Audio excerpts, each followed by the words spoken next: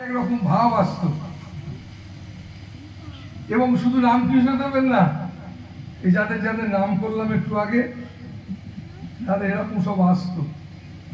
এসব বুঝতো কারা না? তোমাদের মতো ওই আসক্তিগ্রস্ত মানুষেরা না, এরকম আসক্তিগ্রস্ত সাধু সন্ন্যাসী বা আশ্রমবাসী বা তোমাদের মতো গৃহীরা নয়, যারা আধ্যাত্মিক চিন্তা ভাবনার মানুষ।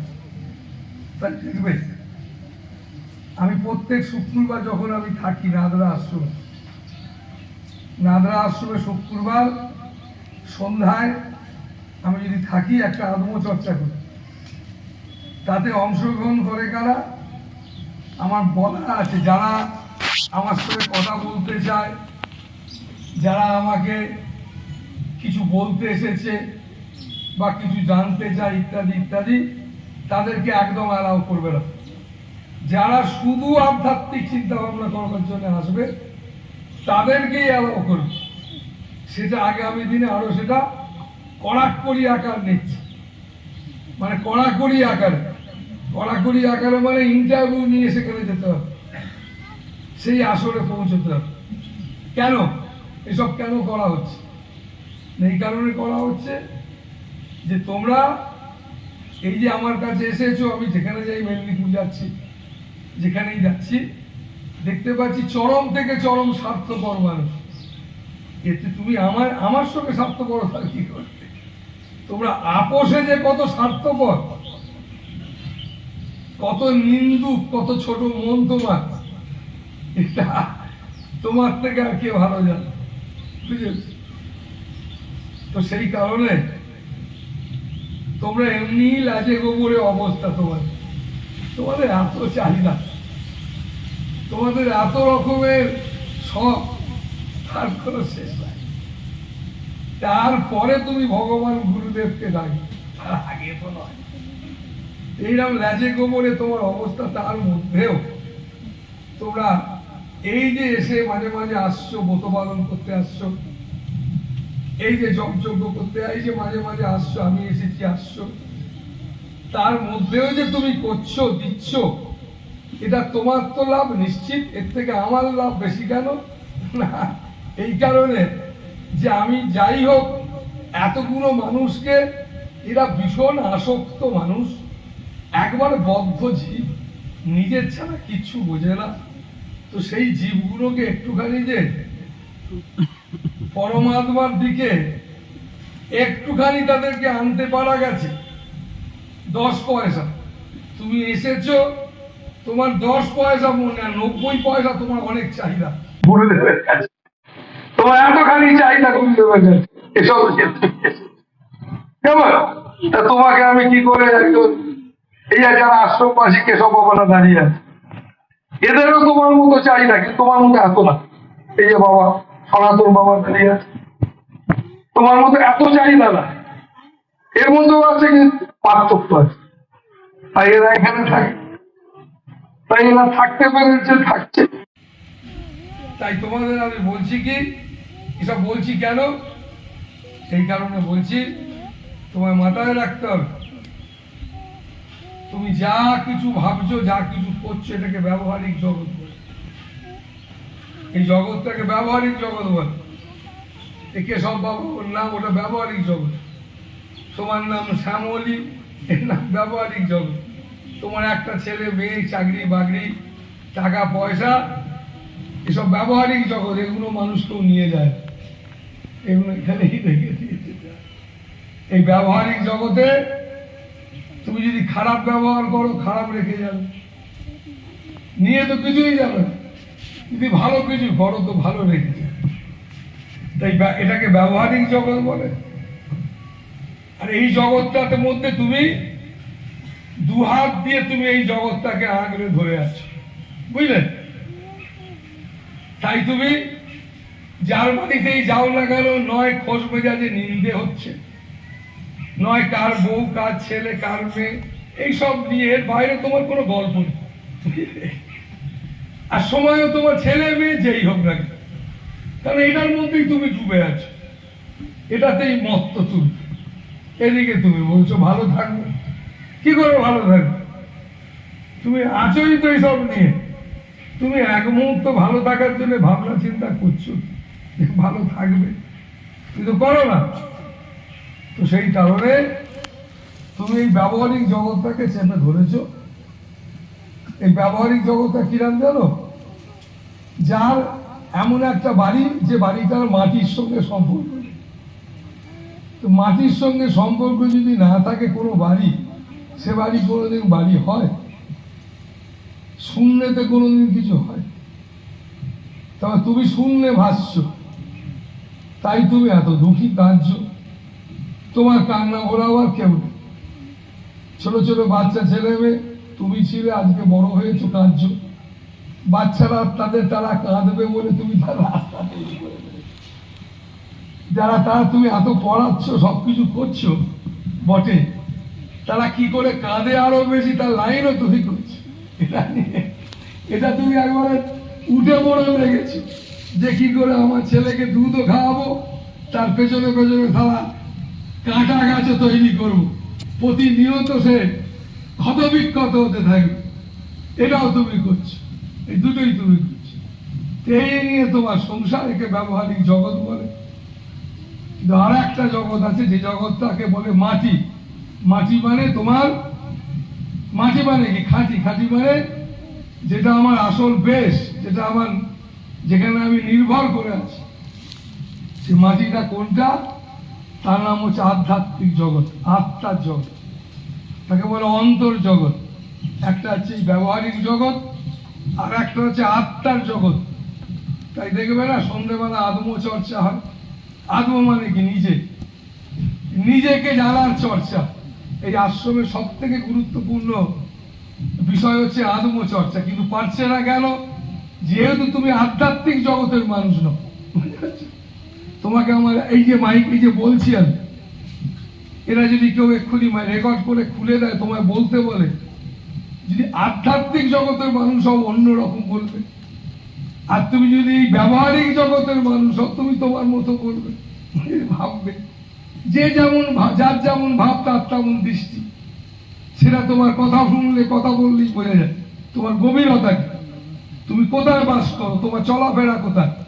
এই কামনা বাসনা, হিংসা, লোভ, লালসা নিয়ে যে যেমন মানুষ, তার কথার মধ্য দিয়ে সেটা ফুটে বেরোবে। তো সেই কারণে তুমি আধ্যাত্মিক জগতের মানুষ নও। তাই কি হচ্ছে তোমার না, যে মানুষ মাটির সঙ্গে জুড়ে নাই, হাওয়ার সঙ্গে ভেসে বেড়াচ্ছে, সে তো কষ্ট পাবেই। তুমি এই ছেলে মেয়ে, স্বামী স্ত্রী, বউ, সংসার, এই ব্যবহারিক জগৎটাকে আঁকড়ে ধরেছ। কিন্তু আঁকড়ে ধরে ঠাকুর রামকৃষ্ণ বলেছেন, এক হাতে মাকে ধর, এক হাতে সংসার ধর। আর তুমি দু হাতে ধরেছ, ধরে তুমি মহা কষ্টে তোমার দিন যাচ্ছে। তাই এর থেকে তোমাকে বেরোতে গেলে, তাই তোমাকে বারে বারে আমি বলছি আশ্রমে আসবে। আশ্রমেতে এই যে প্রতিপালন ব্যবস্থা কেন জানো? তুমি যাতে করে, তুমি তো এতখানি আসক্তে ডুবে আছে, এতটা তোমার ভেতর, একবারে তোমার মন একটা মাছি, মন মাছি। তুমি যদি ধরে থাকো, দয়ে গিয়ে বসবে, ছেড়ে দিলে পায়খানায় বসবে। কি বুঝলি? ছেড়ে দিলে পায়খানায় গিয়ে বসবে, যা তুমি করে ফেলেছ। তুমি তোমার মন মাছিকে ধরে রাখ, যা তা করে বেড়াচ্ছে, মানে পায়খানার থেকেও খারাপ ভাবছো। এক একটা মানুষের মধ্যে, তোমাদের মধ্যে এমন সব রুচি আছে, সে রুচিগুলো যদি কাউকে বলো, মানুষ ঘেন্না করবে তোমার রুচি শুনে। পায়খানার থেকেও খারাপ রুচি তোমার, পায়খানাও তবু ভালো। তো এইরকম সব ব্যাপার। তো তাই এই মন মাছি, তুমি যদি এই মনকে যদি ধরে না রাখতে পারো, তাহলে কিন্তু পায়খানায় বসবে। তাই তুমি কিভাবে ধরবে, কি ধরবে না, তোমায় ঠিক করতে হবে। তুমি পায়খানায় থাকতে চাও, থাকো, কেউ মানা নাই। তুমি যদি বলো আমি গোলাপের বাগিচায় থাকবো, থাকতে পারো। একটু খাটতে হবে। কি খাটনি? খাটনি আর কিছু না। খাটনি কি? খাটনি হচ্ছে এইটাই না, তোমার মানসিকতাকে তোমাকে একটুখানি ভালো করতে হবে, পরিবর্তন করতে হবে। তার জন্য তোমাকে ওই বলেছি আত্মচর্চা মানে কি? আত্ম মানে নিজে, আত্মজ্ঞান লাভ করা মানে নিজেকে জানা। এটা হচ্ছে মানব জীবনের, মানুষের জন্মগত অধিকার। তুমি মানুষ হয়েছ, তুমি কে তুমি জানবে না? তোমার আসল পরিচয় কি? এটা না জানা মানে তুমি তো একটা বাজে কাজ করে ফেলেছ। তাই তুমি সংসারের মধ্যে তুমি যারই বউ হও, বর হও, তুমি চাই এখানে শ্বশুর বাড়ি বাপের বাড়ি ব্যাপারই না। তাই এর নাম হচ্ছে অন্তর্জগৎ। আমার বাবার বাড়ি কি বলবে, মায়ের বাড়ি কি বলবে, স্বামীকে বলতে হবে, বউকে বলতে হবে, ব্যাপারই না। তাই অন্তর্জগৎ মানে সবার অন্তরে কি আছে তুমি তো জানো না। তাই তোমার যাকে ভালো লাগে, কারো কালী, কারো শিব, আরো অনেকে অনেক কিছু ভালো লাগতে পারে, গুরু। তাই অন্তরের মধ্যে তাকে ভাবো। আর গুরুর পথ নির্দেশ সেটাকে একটু একটু করে ধীরে ধীরে কি করে নিজেকে সংযমী করা যায়, কি করলে নিজেকে সংযমী করা যায় তার জন্য চেষ্টা করা। আর সংযমী একমাত্র তোমাদের পুজো। ভগবান তোমায় সব দিয়েছেন, তুমি অসংযমী বলে কষ্ট পাচ্ছ। তো সেই কারণে এই যে আশ্রম আমি করেছি, এই আশ্রমে আমার পদ মত তোমাদের সব বলছি, বলে দিচ্ছি। এখন এই আশ্রমের কাজ, তোমার কাজ কি?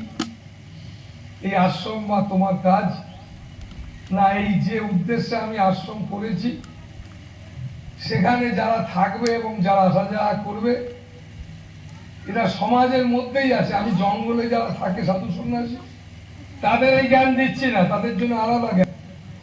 যারা সমাজে বাস করে সাধু সন্ন্যাসী এবং যারা সমাজে তোমরা বাস করো, তোমাদের জ্ঞান দিচ্ছি। তোমাকে সমাজে থাকতে গেলে, ছেলে মেয়েকে ভালো করে সুন্দর করে গড়ে তুলতে গেলে, নিজেকে ভালো রাখতে গেলে, নিজেকে জগতের